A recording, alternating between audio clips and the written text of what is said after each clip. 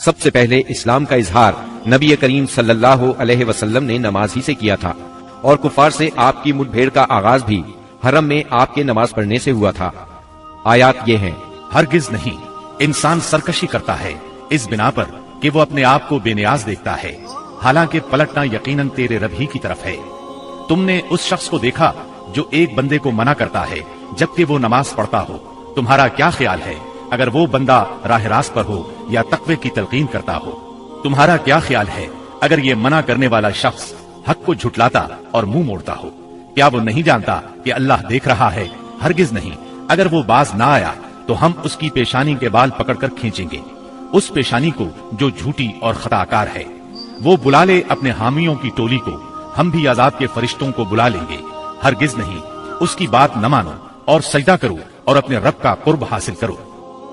آپ کے چچا ابو لہب کو آپ سے اس حد تک کدورت اور عداوت ہو گئی تھی کہ ہر جگہ آپ کے پیچھے پیچھے جاتا، اور جب بھی آپ کسی سے مخاطب ہوتے تو شور مچا دیتا، غلط ملت باتیں کر کے اس شخص کو بات سننے سے روک دیتا۔ دراصل نبی صلی اللہ علیہ وسلم کے بارے میں ابو لہب کا موقف شروع سے یہی تھا، جبکہ قریش نے اس وقت اس طرح کی بات سوچی بھی نہیں تھی۔ حج کے دنوں میں بھی ابو لہب نبی کریم صلی اللہ علیہ وسلم کو جھٹلانے کے لیے بازاروں اور اجتماعات میں آپ کے پیچھے لگا رہتا تھا۔ طارق بن عبداللہ محاربی کی روایت سے معلوم ہوتا ہے کہ یہ شخص صرف زبان سے جھٹلانے ہی پر اکتفا نہیں کرتا تھا بلکہ پتھر بھی مارتا تھا۔ ان پتھروں سے آپ کی ایڑیاں خون آلود ہو جاتی تھی۔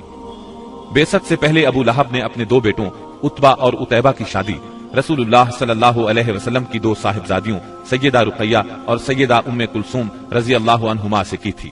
جب آپ نے نبوت کا اعلان فرمایا، توحید کی تبلیغ کی، تو اس نے نہایت سخت رویہ اختیار کیا اور اپنے دونوں بیٹوں کو مجبور کیا کہ وہ آپ کی بیٹیوں کو طلاق دے دیں۔ چنانچہ ان دونوں نے طلاق دے دی۔ اسی طرح جب نبی صلی اللہ علیہ وسلم کے دوسرے صاحبزادے عبداللہ کا انتقال ہوا تو ابو لہب کو اس قدر خوشی ہوئی کہ وہ دوڑتا ہوا اپنے دوستوں کے پاس پہنچا اور انہیں یہ خبر سنائی کہ محمد معاذ اللہ ابتر یعنی نسل بریدہ ہو گئے ہیں۔ ابو لہب کی بیوی ام جمیل بھی رسول اللہ صلی اللہ علیہ وسلم کی دشمنی میں اس سے پیچھے نہیں تھی۔ اس کا نام اروا تھا، جو حرب بن امیہ کی بیٹی اور ابو سفیان کی بہن تھی۔ یہ آپ کے راستے میں رات کے وقت کانٹے بچھا دیا کرتی تھی، بہت بد زبان تھی، فساد برپا کرنے والی تھی۔ قرآن میں اسے حمالۃ الحطب یعنی لکڑی ڈھونے والی کا لقب دیا گیا ہے۔ جب اسے معلوم ہوا کہ اس کی اور اس کے شوہر کی مذمت میں قرآن نازل ہوا ہے تو وہ رسول اللہ صلی اللہ علیہ وسلم کو تلاش کرتی ہوئی آئی۔ آپ خانہ کعبہ کے پاس مسجد حرام میں تشریف فرما تھے۔ سیدنا ابو بکر صدیق رضی اللہ عنہ بھی ساتھ تھے۔ اس کی مٹھی میں پتھر تھے۔ آپ کے سامنے آ کھڑی ہوئی تو اللہ تعالیٰ نے اس کی نگاہ پکڑ لی اور وہ رسول اللہ صلی اللہ علیہ وسلم کو نہ دیکھ سکی۔ البتہ ابو بکر صدیق اسے نظر آ رہے تھے۔ اس نے پوچھا، ابو بکر تمہارا ساتھی کہاں ہے؟ مجھے معلوم ہوا ہے کہ وہ میری حجب کرتا ہے۔ اللہ کی قسم اگر میں اس تک پہنچ گئی تو یہ پتھر اس کے منہ پر ماروں گی۔ دیکھو اللہ کی قسم میں بھی شاعرہ ہوں۔ یہ کہہ کر اس نے شعر پڑھا، مزممن عصینا وامرہ ابینا ودینہ قلینا۔ ہم نے مزمم کی نافرمانی کی، اس کے امر کو تسلیم نہ کیا اور اس کے دین کو نفرت اور حقارت سے چھوڑ دیا۔ اس کے بعد وہ واپس چلی گئی۔ سیدنا ابو بکر صدیق رضی اللہ عنہ نے عرض کیا، اے اللہ کے رسول، کیا اس نے آپ کو دیکھا نہیں؟ آپ نے فرمایا، نہیں، اس نے مجھے نہیں دیکھا، اللہ نے اس کی نگاہ پکڑ لی تھی۔ بہرحال نبی صلی اللہ علیہ وسلم اپنی تبلیغ میں لگے رہے، مجمعوں اور محفلوں میں پہنچ کر اسلام کا پیغام دیتے رہے۔ آپ کتاب اللہ کی آیات پڑھتے اور سابقہ رسولوں نے جو پیغام دیا تھا وہی پیغام لوگوں کو سناتے۔ آپ فرماتے، یا قوم اعبدوا اللہ ما لکم من الہ غیرہ۔ اے میری قوم کے لوگوں، اللہ کی عبادت کرو، اس کے سوا تمہارا کوئی معبود نہیں۔ اس کے ساتھ ہی آپ نے لوگوں کے سامنے کھلم کھلا اللہ کی عبادت شروع کر دی۔ چنانچہ آپ دن دہاڑے سارے لوگوں کے سامنے کعبہ کے صحن میں نماز پڑھتے۔ آپ کی تبلیغ آہستہ آہستہ کامیاب ہوتی چلی گئی۔ قریش اس پوری صورتحال کو تشویش کی نظر سے دیکھ رہے تھے۔ ابھی تھوڑا عرصہ گزرا تھا کہ حج کا موسم آ گیا۔ کفار حاجیوں کے سلسلے میں پریشان ہو گئے۔ چنانچہ ان کی ایک جماعت ولید بن مغیرہ کے پاس آئی۔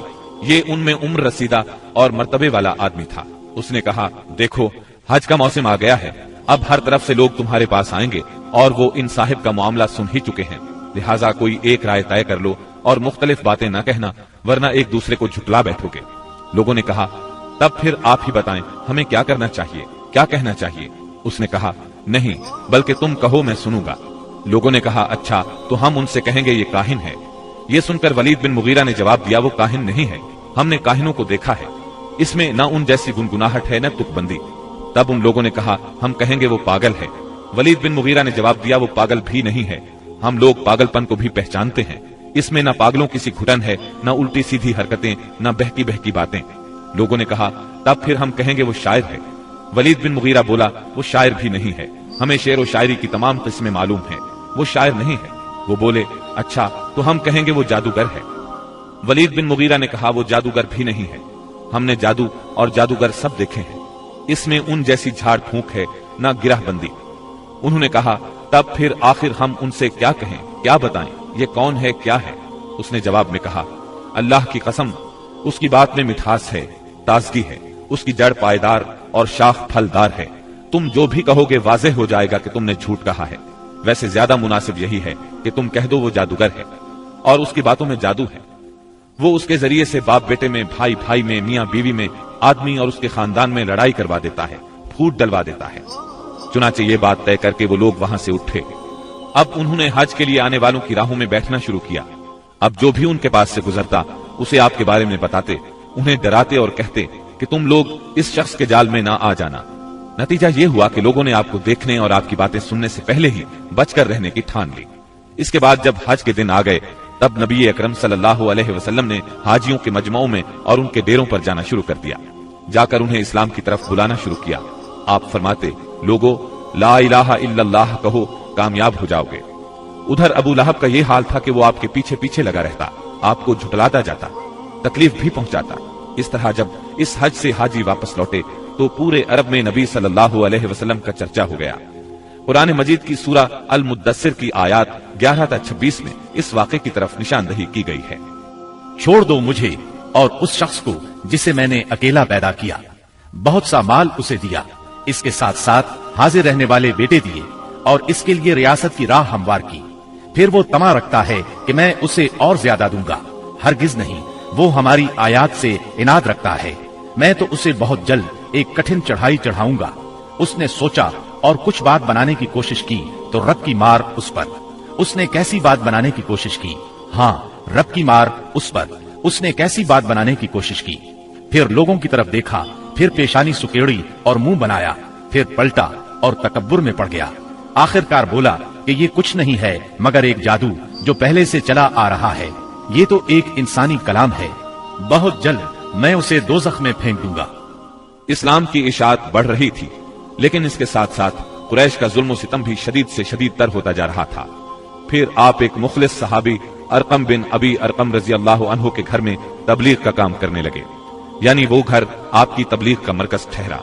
مسلمانوں کو اسلامی تحریک کے سب سے پہلے مرکز دار ارقم کا علم تھا، چنانچہ کوئی اجنبی شخص مسلمان ہونے کے لیے آتا تو اہل اسلام اسے بھی دار ارقم پہنچا دیا کرتے تھے۔ قریش کی سختیاں اور حالات جب ناقابل برداشت ہو گئے تو آپ نے اپنے اصحاب سے فرمایا، حبشہ کا بادشاہ اسما نجاشی ایک انصاف پسند حکمران ہے اور اس کے ملک میں کسی پر ظلم نہیں ہوتا، لہٰذا تم حبشہ کی طرف ہجرت کر جاؤ۔ اس ہدایت کے مطابق رجب 5 نبوت میں صحابہ کرام کے پہلے قافلے نے ہجرت کی۔ اس میں 12 مرد اور 4 عورتیں تھیں اور ان کے امیر سیدنا عثمان بن عفان رضی اللہ عنہ تھے۔ ان کے ساتھ ان کی زوجہ محترمہ سیدہ رقیہ رضی اللہ عنہا تھی۔ یہ نبی اکرم صلی اللہ علیہ وسلم کی صاحبزادی تھی اور یہ سیدنا ابراہیم علیہ السلام اور سیدنا لوط علیہ السلام کے بعد پہلا گھرانہ تھا جس نے اللہ کے راستے میں ہجرت کی تھی۔ یہ لوگ رات کی تاریکی میں خاموشی سے نکلے اور جدہ کے جنوب میں واقع بحر احمر کی بندرگاہ شعیبہ کا رخ کیا۔ خوش قسمتی سے وہاں 2 تجارتی جہاز موجود تھے، یہ لوگ ان پر سوار ہو کر حبشہ پہنچ گئے۔ ادھر قریش کو ان کی روانگی کا علم ہوا تو مارے غیظ و غضب کے ان کا برا حال ہو گیا۔ فوراً آدمی دوڑائے گئے تاکہ ان حضرات کو پکڑا جا سکے اور خوب سزا دی جا سکے، یہاں تک کہ وہ اللہ کا دین چھوڑ دے۔ لیکن ان کے ساحل تک پہنچنے سے پہلے مسلمان سمندر میں دور جا چکے تھے، لہٰذا یہ لوگ ساحل سے نامراد واپس آ گئے۔ اس ہجرت کے کوئی 2 ماہ بعد رمضان 5 نبوت میں ایک روز رسول اللہ صلی اللہ علیہ وسلم مسجد حرام میں تشریف لائے۔ اس وقت وہاں قریش کے بہت سارے لوگ موجود تھے، ان میں ان کے سردار اور بڑے بڑے لوگ بھی تھے۔ آپ نے ان کے درمیان کھڑے ہو کر سورہ نجم کی تلاوت شروع کر دی۔ ایسا نفیس کلام انہوں نے پہلے کبھی نہیں سنا تھا۔ اب جو ان کے کانوں میں گونجا تو بے خود ہو گئے، دم پخود ہو کر سنتے رہ گئے۔ اس طرح خاموش اور ساکت ہو گئے کہ آپ کو روکنے کا ہوش بھی نہ رہ گیا، بلکہ سورت کے آخر میں جب ڈانٹ ڈپٹ والی آیات آئیں تو ان کے دل کانپ گئے، ہوش اڑ گئے، اور جو ہی آپ نے یہ حکم سنایا کہ فاسجدوا للہ واعبدوا، یعنی اللہ کے لیے سجدہ کرو اور اس کی عبادت کرو، تو سب کے سب سجدہ ریز ہو گئے، کسی کو اس حکم ربانی سے سرتابی کا یارہ نہ رہا۔ امام بخاری رحمت اللہ علیہ نے سیدنا عبداللہ بن مسعود رضی اللہ عنہ سے روایت کی ہے کہ نبی صلی اللہ علیہ وسلم نے سورہ نجم پڑھی، پھر سجدہ کیا تو قوم کا کوئی فرد نہ بچا جس نے سجدہ نہ کیا ہو۔ ایک آدمی نے ایک مٹھی کنکری یا مٹی کی لی اور اس کو اپنے چہرے کے اوپر تک لے گیا اور کہا میرے لیے یہی کافی ہے۔ بعد میں میں نے دیکھا کہ وہ حالت کفر میں مارا گیا۔ یہ امیہ بن خلف تھا جو بدر کے دن مارا گیا۔ گویا اس وقت جتنے لوگ تھے ان میں سے بس ایک امیہ بن خلف ایسا تھا جس نے مکمل طور پر سجدہ نہیں کیا، البتہ ایک مٹھی میں کنکریاں لے کر اپنی پیشانی تک لے گیا۔ اس نے سجدہ کرنے والوں کا بس اس حد تک ساتھ دیا تھا۔ اس واقعے کی خبر حبشہ پہنچ گئی، یعنی تمام قریش کے سجدہ کرنے کی خبر۔ اس پر مسلمانوں نے سمجھا کہ وہ سب کے سب مسلمان ہو گئے ہیں۔ وہ سب خوشی خوشی ماہ شوال میں مکے کی طرف روانہ ہو گئے، لیکن جب مکے کے اس قدر قریب پہنچ گئے کہ ایک دن سے بھی کم وقت کی مسافت باقی رہ گئی، تب انہیں اصل بات کا پتہ چلا۔ اس پر کچھ لوگ تو وہیں سے واپس حبشہ چلے گئے اور کچھ چھپ چھپا کر یا کسی کی پناہ لے کر مکہ آ گئے۔ اس کے بعد مسلمانوں پر قریش کی سختیاں اور زیادہ بڑھ گئیں، کیونکہ ایک طرف تو انہوں نے بے خودی میں مسلمانوں کے ساتھ سجدہ کر دیا تھا، اس کا انہیں بہت پچھتاوا تھا، دوسری طرف مسلمانوں کے ساتھ نجاشی بہت اچھا سلوک کر رہا تھا، اس کی انہیں جلن اور کڑھن تھی۔ اس لیے رسول اللہ صلی اللہ علیہ وسلم نے فرمایا تم لوگ دوبارہ حبشہ ہجرت کر جاؤ۔ چنانچہ اس مرتبہ 82 یا 83 مرد اور 18 یا 19 عورتوں نے ہجرت کی، اور ظاہر ہے یہ ہجرت پہلی ہجرت کی نسبت زیادہ مشکل تھی، کیونکہ اب قریش چوکنے تھے، مسلمانوں کی نقل و حرکت پر ان کی نظر تھی۔ یہ اور بات ہے کہ مسلمان ان سے زیادہ چوکنے، باحکمت اور ٹھوس قدم اٹھانے والے ثابت ہوئے، اور ان کی تمام تر پکڑ دھکڑ کے باوجود حبشہ کی طرف نکلنے میں کامیاب ہو گئے۔ اس ہجرت سے قریش کے گھر گھر میں کوہرام مچ گیا، کیونکہ قریش کے بڑے چھوٹے خاندانوں میں سے کوئی ایسا نہیں تھا جس کے چشم و چراغ ان مہاجرین میں شامل نہ ہو۔ کسی کا بیٹا گیا تھا تو کسی کا داماد، کسی کی بیٹی گئی تھی تو کسی کا بھائی اور کسی کی بہن۔ ابو جہل کے بھائی سلمہ بن حشام، اس کے چچا زاد 2 بھائی، اس کی چچا زاد بہن ام سلمہ، ابو سفیان کی بیٹی ام حبیبہ، عتبہ کے بیٹے اور ہند جگر خور کے سگے بھائی ابو حذیفہ، سہیل بن عمرو کی بیٹی سہلہ، عثمان بن عفان، ان کی اہلیہ رقیہ بنت رسول اللہ صلی اللہ علیہ وسلم، زبیر بن عوام، مصعب بن عمیر، عبد الرحمن بن عوف، ابو سلمہ مخزومی، عثمان بن مظعون، جعفر بن ابی طالب اور ان کی زوجہ اسماء بنت امیس رضی اللہ عنہم وغیرہ۔ اس طرح قریب قریب تمام سرداران قریش اور مشہور دشمنان اسلام کے جگر گوشے دین کی خاطر گھر بار چھوڑ کر نکل کھڑے ہوئے تھے۔ اس لیے کوئی گھرانہ ایسا نہ تھا جو اس واقعے سے متاثر نہ ہوا ہو۔ قریش پر یہ بات بہت گراں گزری کہ مسلمان ان سے بچ کر ایک ایسی جگہ جا پہنچے ہیں جہاں ان کی جان اور مال کو کوئی خطرہ نہیں ہے۔ چنانچہ انہوں نے ان حضرات کی واپسی کا منصوبہ تیار کیا۔ عمرو بن عاص اور عبداللہ بن ربیعہ کو حبشہ بھیجا۔ یہ دونوں اس وقت مشرک تھے۔ انہوں نے حبشہ پہنچ کر منصوبے کے مطابق سب سے پہلے پادریوں سے ملاقاتیں کی اور انہیں تحفے تحائف دیے، پھر باسط انداز میں دلیل دے کر اپنی آمد کا مقصد بتایا۔ انہوں نے ان کا ساتھ دینے کا وعدہ کر لیا۔ اس کے بعد یہ دونوں نجاشی کے پاس آئے، اسے بھی تحائف پیش کیے، پھر اصل مقصد کی بات شروع کی۔ انہوں نے کہا اے بادشاہ، آپ کے ملک میں ہمارے کچھ ناسمجھ لوگ بھاگ آئے ہیں۔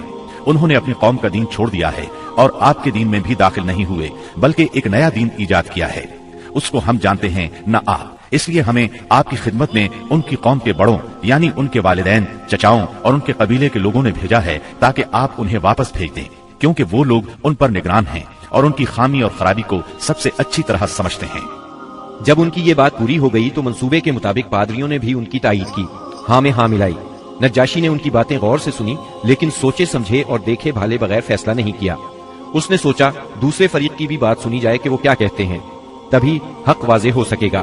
چنانچہ اس نے مسلمانوں کو بلا لیا اور ان سے پوچھا یہ کیسا دین ہے جس کی وجہ سے تم لوگ اپنی قوم سے الگ ہو گئے ہو، لیکن نہ میرے دین میں داخل ہوتے ہو اور نہ ان ملتوں ہی میں سے کسی کے دین میں داخل ہوئے ہو۔ اس کے جواب میں سیدنا جعفر بن ابی طالب رضی اللہ عنہ نے فرمایا اے بادشاہ، ہم جاہلیت والی قوم تھے، بتوں کو پوجتے تھے، مردار کھاتے تھے، برائیاں کرتے تھے، قرابت داروں سے ناتا توڑتے تھے، پڑوسیوں سے بدسلوکی کرتے تھے، ہم میں جو طاقتور ہوتا تھا وہ ہمارے کمزور کو کھا جاتا تھا، ہم اس حالت میں تھے کہ اللہ تعالیٰ نے ہم ہی میں سے ایک رسول بھیجا. ہم پہلے سے اس کے عالی نسب، سچائی، امانت اور پاک دامنی کو اچھی طرح جانتے تھے. اس نے ہمیں اللہ تعالیٰ کی طرف بلایا کہ ہم اسے ایک مانیں اور اسی کی عبادت کریں، اور اس کے سوا ہمارے باپ دادا جن بتوں اور پتھروں کو پوجتے رہے تھے انہیں چھوڑ دیں. اس نے ہمیں سچ بولنے، امانت ادا کرنے، قرابت جوڑنے، پڑوسی سے اچھا سلوک کرنے، حرام کاری اور خون ریزی سے باز رہنے کا حکم دیا. بے حیائی کے کاموں سے، جھوٹ بولنے سے، یتیم کا مال کھانے سے اور پاک دامن عورتوں پر جھوٹی تہمت لگانے سے منع کیا. اس نے ہمیں یہ بھی حکم دیا کہ ہم صرف ایک اللہ کی عبادت کریں، اس کے ساتھ کسی کو شریک نہ کریں. اس نے ہمیں نماز، زکوٰۃ اور روزے کا حکم دیا. اس موقع پر سیدنا جعفر رضی اللہ عنہ نے اسلام کے اور بہت سے احکام گنوائے. پھر کہا، ہم نے اس پیغمبر کو سچا مانا، اس پر ایمان لائے، اس کی پیروی کی اور اس کے لائے ہوئے دین میں اس کی اطاعت کی. چنانچہ ہم نے ایک اللہ کی عبادت کی، اس کے ساتھ کسی کو شریک نہیں کیا، اور جو چیزیں اس نے حرام بتائیں انہیں حرام مانا، جو چیزیں اس نے حلال بتائیں ان کو حلال مانا. بس اس پر ہماری قوم ہم سے بگڑ گئی. اس نے ہم پر ظلم و ستم کا بازار گرم کر دیا، ہمیں ہمارے دین سے پھیرنے کے لیے فتنوں اور سزاؤں سے دوچار کیا تاکہ ہم اللہ کی عبادت چھوڑ کر پھر سے بت پرستی کی طرف پلٹ جائیں، اور جن گندی چیزوں کو حلال سمجھتے تھے انہیں پھر حلال سمجھنے لگے. جب انہوں نے ہم پر بہت ظلم و تشدد کیا، زمین ہم پر تنگ کر دی، ہمارے اور ہمارے دین کے درمیان رکاوٹ بن گئے، تو ہم نے آپ کے ملک کی راہ لی اور آپ کو دوسروں پر ترجیح دی اور آپ کی پناہ میں رہنے کو پسند کیا، اور آپ سے اے بادشاہ یہ امید کی کہ آپ کے ہاں ہم پر ظلم نہیں کیا جائے گا. سیدنا جعفر رضی اللہ عنہ کی یہ تقریر سن کر نجاشی نے کہا، کچھ قرآن پڑھ کر سناؤ. اس پر سیدنا جعفر رضی اللہ عنہ نے سورہ مریم کی ابتدائی آیات تلاوت کی. نجاشی ان آیات کو سن کر اس قدر رویا کہ اس کی داڑھی تر ہو گئی، اور تمام پادری بھی اس قدر روئے کہ ان کے صحیفے تر ہو گئے. پھر نجاشی نے کہا، یہ کلام اور وہ کلام جو عیسیٰ علیہ السلام لے کر آئے تھے دونوں ایک ہی طاق شمع سے نکلے ہوئے ہیں. اس کے بعد اس نے قریش کے دونوں نمائندوں سے مخاطب ہو کر کہا، تم لوگ چلے جاؤ، اللہ کی قسم میں انہیں تمہارے حوالے نہیں کر سکتا، اور نہ ان کے خلاف کوئی چال چلی جا سکتی ہے. دوسرے دن عمرو بن عاص نے ایک خطرناک ترین تدبیر اختیار کی. نجاشی سے جا کر کہا، اے بادشاہ، یہ لوگ عیسیٰ علیہ السلام کے بارے میں ایک بڑی بات کہتے ہیں. اس پر نجاشی نے پھر مسلمانوں کو بلوایا اور سیدنا عیسیٰ علیہ السلام کے بارے میں سوال کیا. سیدنا جعفر رضی اللہ عنہ نے فرمایا، ہم ان کے بارے میں وہی بات کہتے ہیں جو نبی صلی اللہ علیہ وسلم لے کر آئے ہیں، یعنی وہ اللہ کے بندے ہیں، اس کے رسول، اس کی روح اور اس کا وہ کلمہ ہے جسے اللہ نے کماری پاک دامن مریم علیہ السلام کی طرف القاء کیا تھا. اس پر نجاشی نے زمین سے تنکا اٹھایا اور کہا، اللہ کی قسم جو کچھ تم نے کہا ہے اس سے عیسیٰ علیہ السلام اس تنکے کے برابر بھی بڑھ کر نہیں تھے. چنانچہ تم لوگ میرے ملک میں امن اور چین سے رہو، جو تمہیں گالی دے گا اس پر تاوان لگایا جائے گا. مجھے سونے کا پہاڑ ملے تو بھی میں گوارا نہیں کروں گا کہ تم میں سے کسی کو ستایا جائے. اس کے بعد اس نے حکم دیا کہ قریش کے نمائندوں کو ان کے تحفے واپس کر دیے جائیں. چنانچہ یہ دونوں صاحبان منہ لٹکائے واپس مکہ لوٹ آئے، اور مسلمانوں نے وہاں اچھے دیار میں اچھے ہمسائے کے ساتھ قیام کیا. بہرحال مشرکین کی چال ناکام ہو گئی. یہ بات ان کی سمجھ میں آ گئی کہ وہ مسلمانوں سے عداوت اپنے دائرہ اختیار میں رہ کر ہی کر سکتے ہیں، لیکن پھر اس کے مقابلے میں انہوں نے ایک خوفناک بات سوچی. دراصل انہیں اچھی طرح احساس ہو گیا تھا کہ اس مسئلے سے نمٹنے کے لیے ان کے سامنے دو ہی راستے رہ گئے ہیں، یہ کہ رسول اللہ صلی اللہ علیہ وسلم کو طاقت کے ذریعے تبلیغ سے روک دیں یا پھر آپ کے وجود ہی کا صفایا کر دیں. تاہم دوسری صورت ان کے لیے بہت مشکل تھی، اس لیے کہ ابو طالب آپ کے محافظ تھے اور وہ مشرکین کے عزائم کے سامنے آہنی دیوار تھے.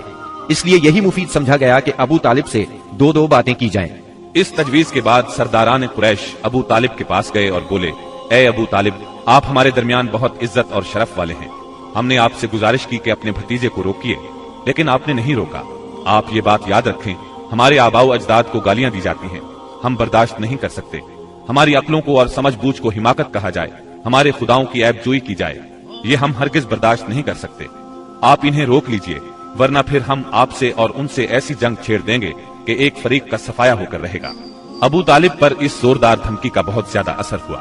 انہوں نے رسول اللہ صلی اللہ علیہ وسلم کو بلا کر کہا، بھتیجے، تمہاری قوم کے لوگ میرے پاس آئے تھے اور ایسی ایسی باتیں کہہ گئے ہیں. اب مجھ پر اور خود اپنے آپ پر رحم کرو. اس معاملے میں مجھ پر اتنا بوجھ نہ ڈالو جو میرے بس سے باہر ہے. یہ سن کر رسول اللہ صلی اللہ علیہ وسلم نے خیال فرمایا کہ اب ان کے چچا بھی ان کا ساتھ چھوڑ رہے ہیں، وہ بھی ان کی مدد نہیں کریں گے، قریش کے مقابلے میں کمزور پڑ گئے ہیں. اس لیے آپ صلی اللہ علیہ وسلم نے فرمایا، چچا جان، اللہ کی قسم اگر یہ لوگ میرے دائیں ہاتھ پر سورج اور بائیں ہاتھ پر چاند رکھ دیں کہ میں اس کام کو اس حد تک پہنچائے بغیر چھوڑ دوں کہ اللہ اسے غالب کر دے یا میں اسی راہ میں ہلاک ہو جاؤں، تب بھی میں نہیں چھوڑوں گا۔ ان الفاظ کے ساتھ ہی آپ کی آنکھوں میں آنسو آ گئے اور وہاں سے اٹھ گئے۔ واپس جانے لگے تو ابو طالب نے پکارا اور سامنے آ کر کہا، بھتیجے جاؤ، جو چاہو کہو کرو، اللہ کی قسم میں تمہیں کبھی بھی کسی بھی وجہ سے نہیں چھوڑ سکتا۔ پھر یہ اشعار کہے، والله لن يصلوا إليك بجمعهم حتى أوسد في التراب دفينا فاصدع بأمرك ما عليك غضاضة وأبشر وقر بذاك منك عيونا۔ اللہ کی قسم وہ لوگ تم تک اپنی جمعیت سمیت بھی ہرگز نہیں پہنچ سکتے یہاں تک کہ میں مٹی میں دفن کر دیا جاؤں۔ تم اپنی بات کھلم کھلا کہو، تم پر کوئی قید نہیں، تم خوش ہو جاؤ اور تمہاری آنکھیں اس سے ٹھنڈی ہو جائیں۔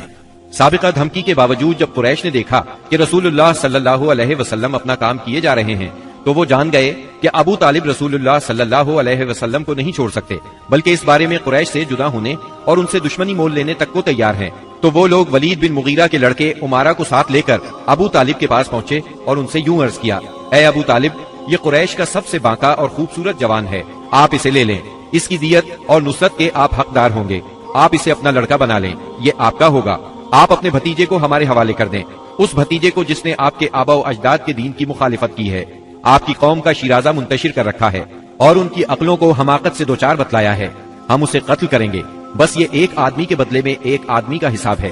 ابو طالب نے اس پر ان سے کہا، اللہ کی قسم کتنا برا سودا ہے جو تم مجھ سے کر رہے ہو، تم اپنا بیٹا مجھے دیتے ہو کہ میں اسے کھلاؤں پلاؤں اور پالوں پوسوں، جبکہ میرا بیٹا مجھ سے طلب کرتے ہو کہ اسے قتل کر دو، اللہ کی قسم یہ نہیں ہو سکتا۔ اس پر نوفل بن عبد مناف کا پوتا متم بن عدی بولا، اللہ کی قسم اے ابو طالب، تم سے تمہاری قوم نے انصاف کی بات کہی ہے اور جو صورت تمہیں ناگوار ہے اس سے بچنے کی کوشش کی ہے، لیکن میں دیکھتا ہوں کہ تم ان کے سلسلے میں کسی بات کو قبول نہیں کرنا چاہتے۔ اس کی بات کے جواب میں ابو طالب نے کہا، اللہ کی قسم تم لوگوں نے میرے ساتھ انصاف کی بات نہیں کی، بلکہ تم بھی میرا ساتھ چھوڑ کر میرے مخالف لوگوں کی مدد پر تلے بیٹھے ہو، اگر یہی بات ہے تو ٹھیک ہے، جو چاہو کرو۔ اس گفتگو کی ناکامی کے بعد قریش کا ظلم و ستم حد سے بڑھ گیا، تکالیف دینے کا سلسلہ پہلے سے کئی گنا زیادہ اور سخت تر ہو گیا۔ انہی دنوں قریش کے سرکشوں کے دماغوں میں نبی صلی اللہ علیہ وسلم کے خاتمے کی ایک تجویز ابھری، لیکن یہ تجویز بھی ان کے خلاف گئی۔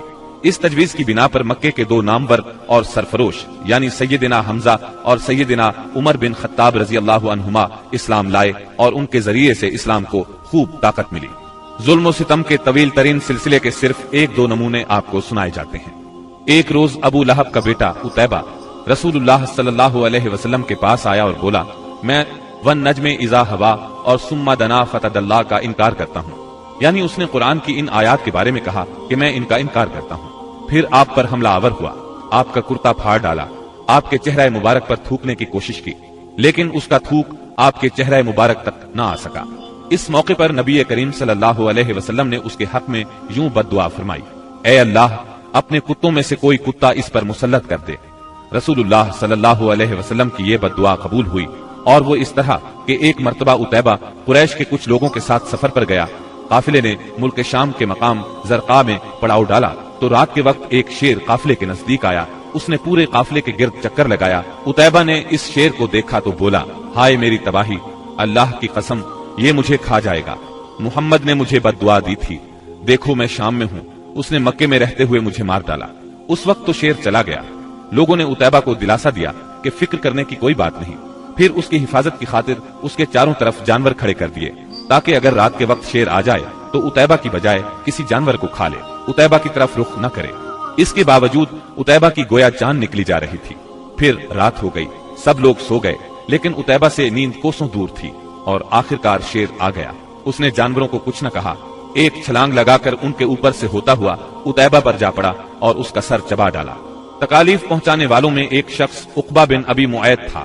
اس نے ایک روز حالت سجدہ میں نبی صلی اللہ علیہ وسلم کی گردن اس زور سے دبائی کہ معلوم ہوتا تھا آپ کی آنکھیں باہر نکل آئیں گی۔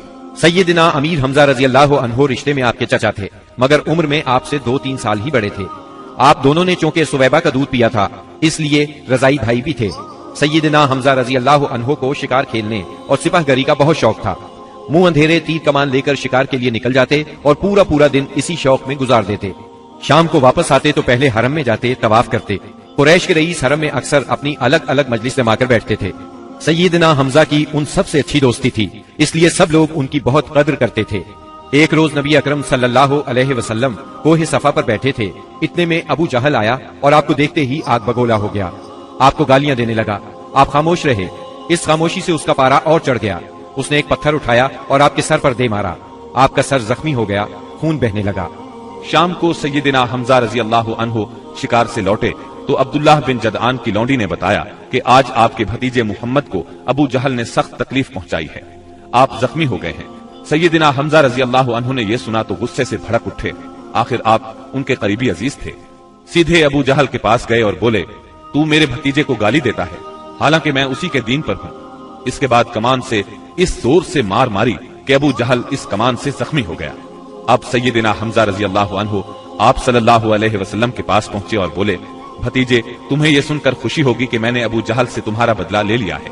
اس پر نبی اکرم صلی اللہ علیہ وسلم نے فرمایا، چچا میں ایسی باتوں سے خوش نہیں ہوا کرتا، اگر آپ میری خوشی چاہتے ہیں تو اس کا آسان اور سیدھا سادہ طریقہ یہ ہے کہ آپ مسلمان ہو جائیں۔ سیدنا امیر حمزہ رضی اللہ عنہ کے دل پر اس جملے کا اتنا اثر ہوا کہ انہوں نے اسی وقت کلمہ پڑھا اور اسلام قبول کر لیا۔ سیدنا حمزہ رضی اللہ عنہ کے ایمان لانے کے 3 دن بعد سیدنا عمر بن خطاب بھی اسلام لے آئے۔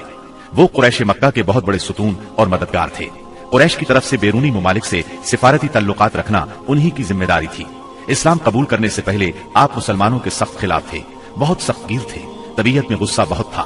ایک رات رسول اللہ صلی اللہ علیہ وسلم خانہ کعبہ کے پاس نماز پڑھ رہے تھے، سیدنا عمر رضی اللہ عنہ نے چھپ کر چند آیات سن لی۔ ان کے دل میں آیا کہ یہ حق ہے، لیکن پھر بھی اپنے خیالات پر جمے رہے، یہاں تک کہ ایک روز نبی صلی اللہ علیہ وسلم کا کام تمام کرنے کی نیت سے تلوار لے کر نکل کھڑے ہوئے۔ راستے میں ان کی ملاقات سیدنا نعیم بن عبداللہ سے ہوئی۔ یہ نئے نئے مسلمان ہوئے تھے، اس لیے ابھی ان کے اسلام لانے کی خبر سیدنا عمر رضی اللہ عنہ کو نہیں ہوئی تھی۔ ان کے ہاتھ میں ننگی تلوار اور چہرے پر شدید غصے کے آثار دیکھ کر انہوں نے پوچھا، خیر تو ہے عمر، دوپہر کے وقت ننگی تلوار لیے کدھر کا ارادہ ہے؟ سیدنا عمر رضی اللہ عنہ نے جواب دیا، محمد کو قتل کرنے کے لیے جا رہا ہوں۔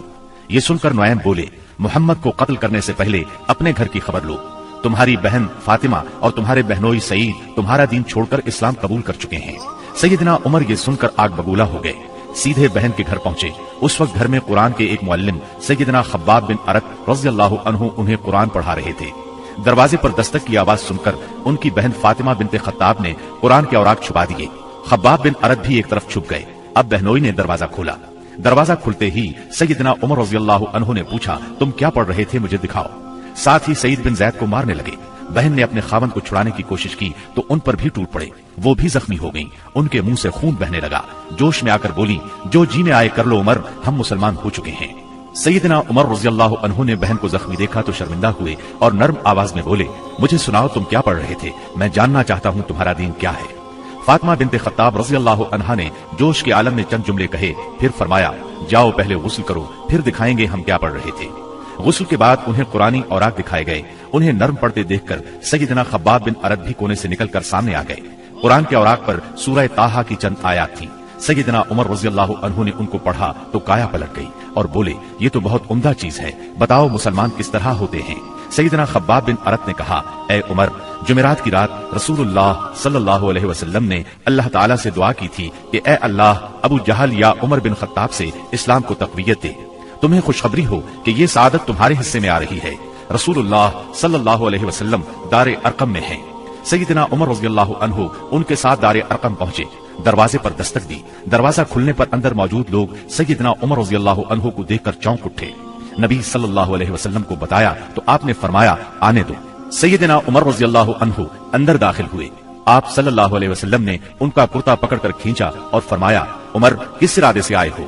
سیدنا عمر رضی اللہ عنہ نے فوراً کلمہ پڑھا، اشہد اللہ الہ الا اللہ وانک رسول اللہ، میں گواہی دیتا ہوں کہ یقیناً اللہ کے سوا کوئی لائق عبادت نہیں اور یقیناً آپ اللہ کے رسول ہیں۔ یہ اس قدر اچانک اور اس قدر غیر متوقع تھا کہ وہاں موجود تمام صحابہ بے ساختہ پکار اٹھے، اللہ اکبر۔ دار ارقم گونج اٹھا۔ سیدنا عمر رضی اللہ عنہ کا ایمان لے آنا کوئی معمولی واقعہ نہیں تھا۔ مسلمانوں میں خوشی کی لہر دوڑ گئی۔ دوسری طرف قریش اپنی تدابیر میں مصروف تھے۔ ایک روز کچھ سردار مسجد حرام میں محفل جمائے بیٹھے تھے जबकि आप एक कोने में अलग बैठे थे। मुसलमानों की बढ़ती हुई तादाद ने कुरैश की परेशानी में बहुत इजाफा कर दिया था। लिहाजा उस मौके पर अबू सुफियान के खुसर उतबा बिन रबिया ने कुरैश के सरदारों से कहा, साहिबो, अगर आप लोग पसंद करें तो मैं जाकर मोहम्मद से बात करूं और उनके सामने चंद तजावीज रखूं।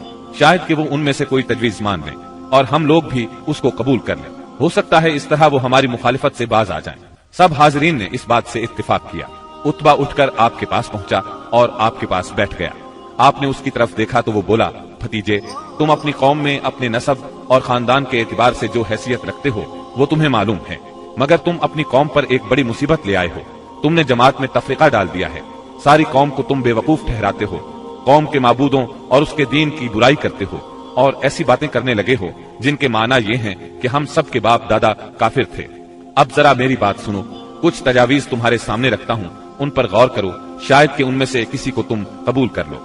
उसके खामोश होने पर आपने फरमाया, अबुल वलीद, आप कहें, मैं सुन रहा हूँ। उसने कहा, भतीजे, ये काम जो तुमने शुरू किया है, इससे अगर तुम्हारा मकसद माल हासिल करना है तो हम सब मिलकर तुम्हें इतना कुछ देने के लिए तैयार हैं कि तुम हम में सबसे ज्यादा मालदार हो जाओगे।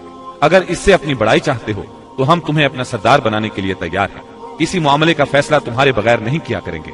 अगर बादशाहत ही चाहते हो तो हम तुम्हें अपना बादशाह बना लेते हैं, और अगर तुम पर कोई जिन्न आता है जिसे तुम खुद दूर करने पर कादिर नहीं हो तो हम बेहतरीन तबीबों से अपने खर्च पर तुम्हारा इलाज करवा देते हैं। उतबा ये बातें करता रहा, आप खामोशी से सुनते रहे। जब वो अपनी कह चुका तब आपने फरमाया, अच्छा अब मेरी सुन।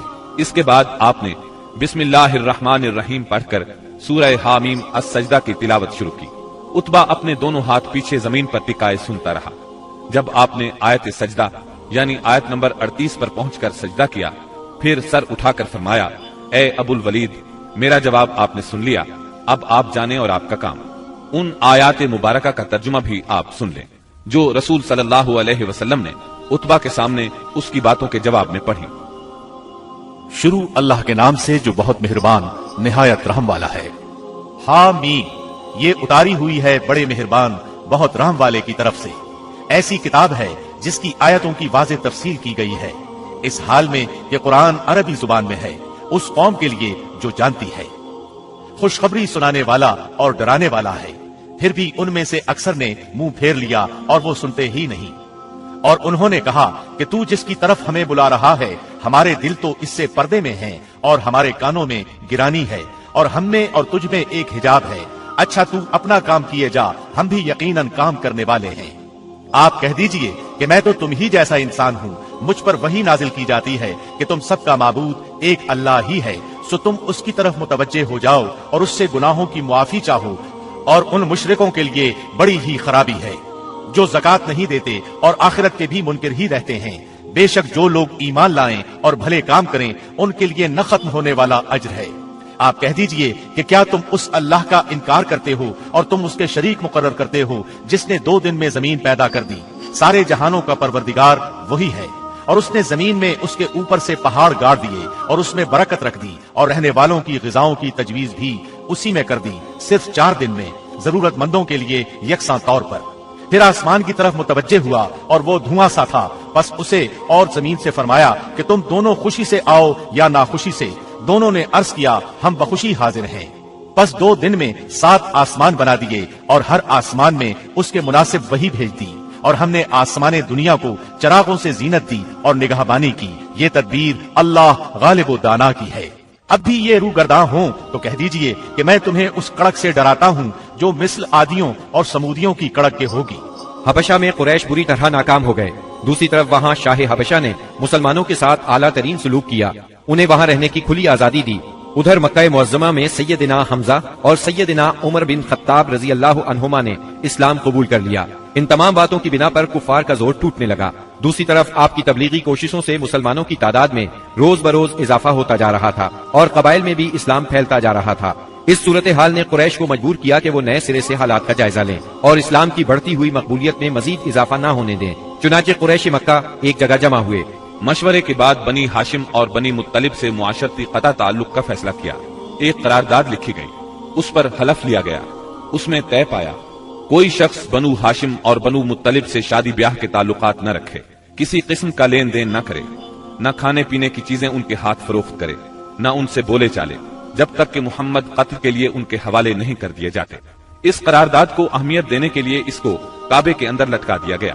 دوسرے قبائل خاص طور پر بنو کنانہ بھی اس معاہدے میں شریک ہو گئے۔ اس طرح یہ اور مضبوط ہو گیا۔ اس معاہدے کی کتابت بغیض بن عامر بن ہاشم نے کی تھی۔ رسول اللہ صلی اللہ علیہ وسلم نے اس پر بد دعا کی اور اس کا ہاتھ یا ہاتھ کی بعض انگلیاں شل ہو گئیں۔ قریش مکہ کے اس معاشرتی بائیکاٹ سے مجبور ہو کر ابو طالب نے اپنے خاندان کے ساتھ شیب ابی طالب میں پناہ لی۔ شیب ابی طالب مکہ معظمہ میں ایک محلے کا نام تھا۔ بنی ہاشم اس میں رہا کرتے تھے۔ شیب عربی زبان میں گھاٹی کو کہتے ہیں۔ یہ محلہ کوہ ابو قبیس کی گھاٹیوں میں سے ایک گھاٹی میں واقع تھا اور ابو طالب بنی ہاشم کے سردار تھے، اس لیے شیب ابی طالب کہا جاتا تھا۔ بنی ہاشم اور بنی مطلب کے ہر شخص نے ساتھ دیا۔ مسلمانوں نے ان کی وجہ سے اور کفار کے خاندانی اور نسبتی تعلق کی بنا پر محصور ہونا قبول کیا۔ بنو ہاشم میں سے صرف ابو لہب نے قریش مکہ کا ساتھ دیا اور وہ شہر ہی میں مقیم رہا۔ بنو ہاشم اور بنو مطلب کے 3 سال اس گھاٹی میں گزرے۔ یہ 3 سال اس قدر سخت، تنگ دستی، غربت اور تکالیف کے تھے کہ بھوک کی شدت سے بچوں کے بلبلانے کی آوازیں راستہ چلتے لوگوں کو سنائی دیتی تھی، مگر سنگ دل کفار ان چیخوں کو سن کر خوش ہوتے تھے۔ مسلمانوں نے ان 3 برسوں میں درختوں کے پتے اور چمڑے کھا کر پیٹ کی آگ بجھائی۔ سعد بن ابی وقاص رضی اللہ عنہ فرماتے ہیں، میں بھوکا تھا، اتفاق سے رات کے وقت میرا پاؤں کسی چیز پر پڑا، میں نے اس چیز کو اٹھایا اور نکل گیا، مجھے اب تک معلوم نہیں کہ وہ کیا چیز تھی۔ اسی طرح اونٹ کی کھال کا سوکھا ہوا چمڑا انہیں کہیں راستے میں پڑا مل گیا، انہوں نے پانی سے دھو کر اس کو جلایا اور صفوف بنا کر پانی کے ساتھ کھا کر 3 راتیں بسر کی۔ یہ معاشرتی بائیکاٹ اتنا شدید تھا کہ قریش نے کھانے پینے کی اشیاء کا لے جانا بھی بند کر دیا تھا۔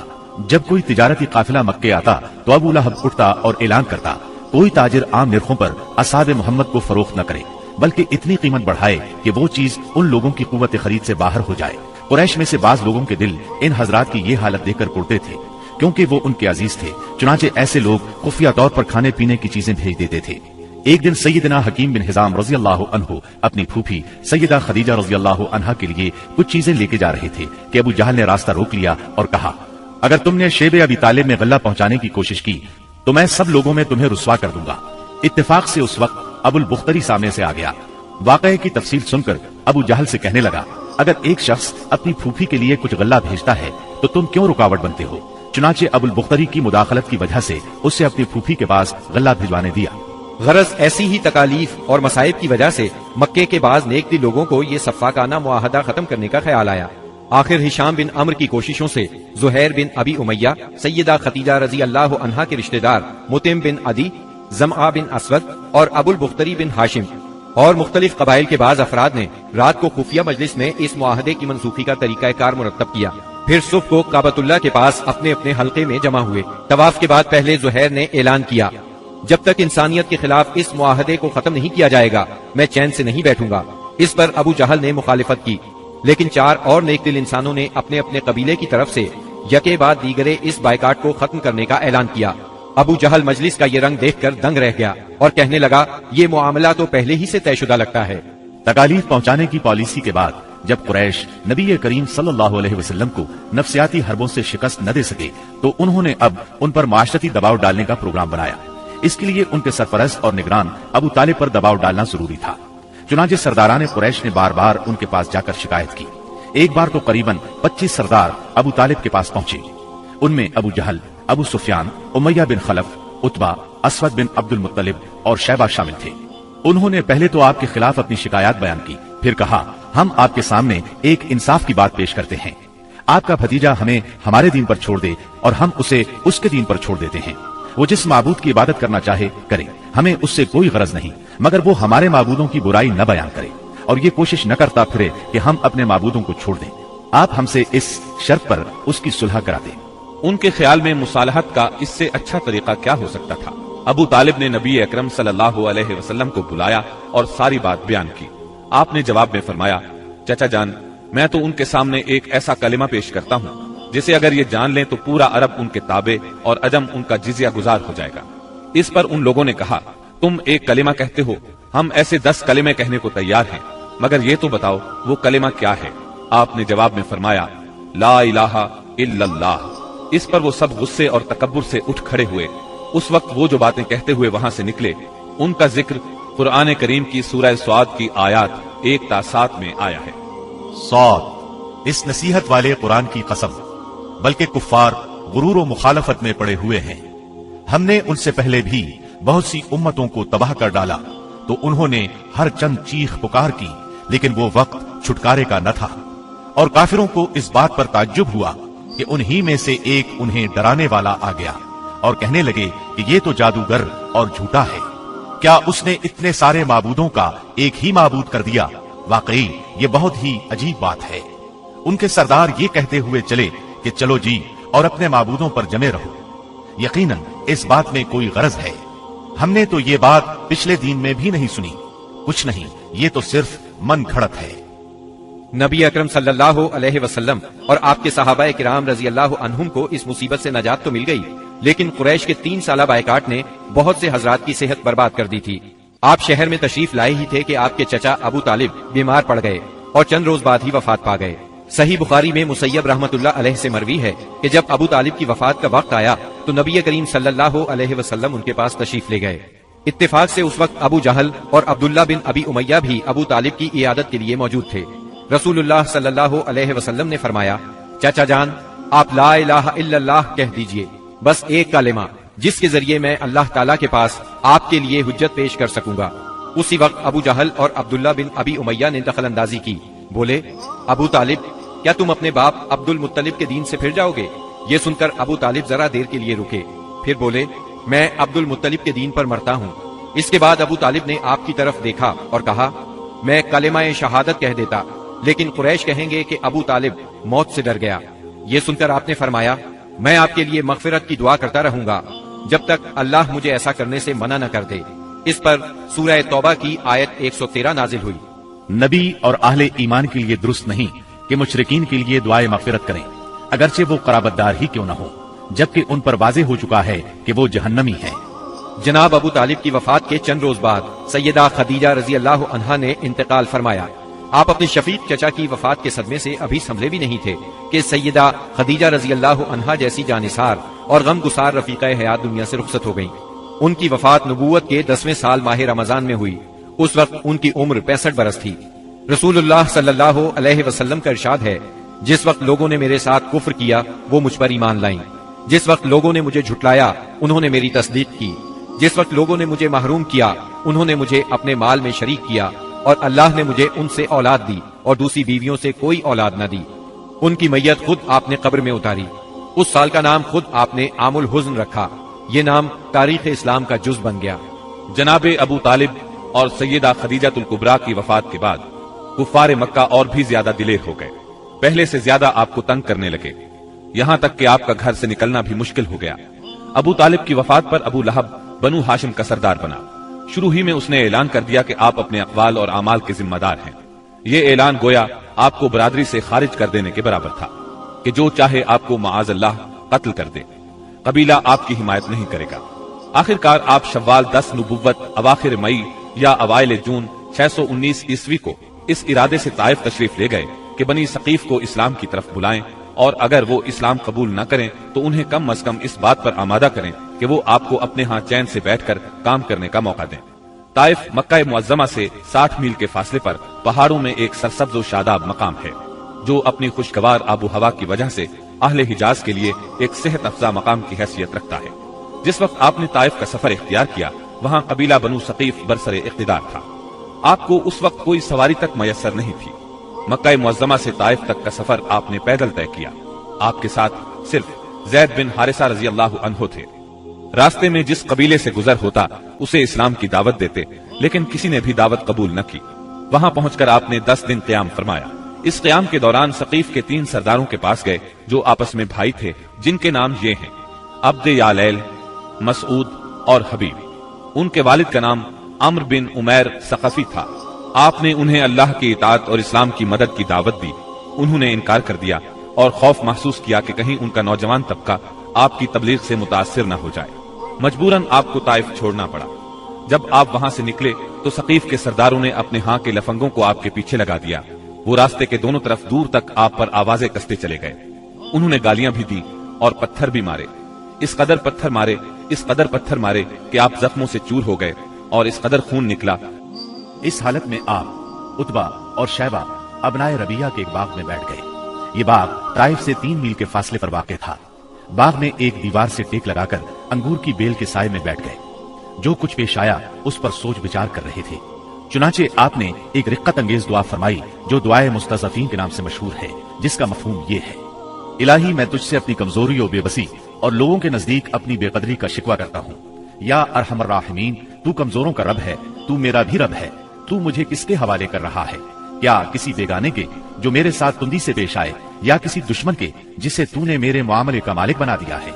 अगर मुझ पर तेरा गजब नहीं है तो कोई परवाह नहीं, लेकिन तेरी आफियत मेरे लिए ज्यादा कुशादा है। मैं तेरे चेहरे के उस नूर की पनाह चाहता हूँ जिससे तारीकियां रोशन हो गईं और जिससे दुनिया और आखिरत के मामलात दुरुस्त हुए कि तू मुझ पर अपना गजब नाजिल करे या तेरा इताब मुझ पर वारिद हो। मुझे तेरी रिजा मतलूब है, यहाँ तक कि तू खुश हो जाए और तेरे बगैर कोई जोर और ताकत नहीं। वापसी पर आप बहुत दिल शिकस्ता थे, गमगीन थे। जब आप कर्नुल मनाजिल के करीब पहुंचे तो महसूस हुआ आसमान पर एक बादल सा छाया हुआ है। नजर उठाई तो जिब्राईल अलैहिस्सलाम सामने थे।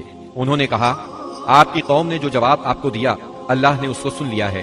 अब ये पहाड़ों का मुंतजिम फरिश्ता अल्लाह ने भेजा है जो आप हुक्म देना चाहें दे सकते हैं। फिर पहाड़ों के फरिश्ते ने आपको सलाम करके अर्ज किया, आप फरमाएं तो दोनों तरफ के पहाड़ इन लोगों पर उलट दूं। आपने फरमाया, नहीं, बल्कि मुझे उम्मीद है कि अल्लाह ताला इनकी नस्ल से ऐसे लोग पैदा करेगा जो सिर्फ एक अल्लाह की इबादत करेंगे और उसके साथ किसी को शरीक नहीं ठहराएंगे। आप ताइफ से निकलकर चंद रोज नखला के मकाम पर ठहरे। परेशान थे कि अब कैसे मक्का जाऊं। ताइफ में जो कुछ गुजरी उसकी खबरें वहां तक पहुंच चुकी होंगी। अब तो कुफार पहले से भी ज्यादा दलेर हो जाएंगे। उन्हीं दिनों का जिक्र है, एक रात आप नमाज में कुरान पढ़ रहे थे कि जिन्नों के एक गिरोह का उधर से गुजर हुआ। उन्होंने कुरान सुना तो ईमान ले आए, अपनी कौम में जाकर तबलीग शुरू कर दी और अल्लाह ने अपने नबी को ये खुशखबरी सुनाई कि इंसान अगरचे आपकी दावत को कबूल नहीं कर रहे, मगर बहुत से जिन इसके गर्विदा हो गए हैं और इस दावत को अपनी जिन्स में फैला रहे हैं। इस वाक़ये की तफसील सूरह अहकाफ की आयात 29 ता 31 में दर्ज है। और याद करो जब हमने आपकी तरफ जिन्नों के एक गिरोह को मुतवज्जे किया कि वो कुरान सुने, बस जब नबी के पास पहुंच गए तो एक दूसरे से कहने लगे, खामोश हो जाओ। फिर जब तिलावत खत्म हो गई तो अपनी कौम को खबरदार करने के लिए वापस लौट गए। कहने लगे, ए हमारी कौम, हमने यकीनन वो किताब सुनी है जो मूसा के बाद नाजिल की गई है, जो अपने से पहली किताबों की तस्दीक करने वाली है, जो सच्चे दीन और राह रास्त की तरफ राहबरी करती है। ए हमारी कौम, अल्लाह के बुलाने वाले का कहा मानो, उस पर ईमान लाओ तो अल्लाह तुम्हारे गुनाह बख्श देगा और तुम्हें अलमनाक अजाब से पनाह देगा।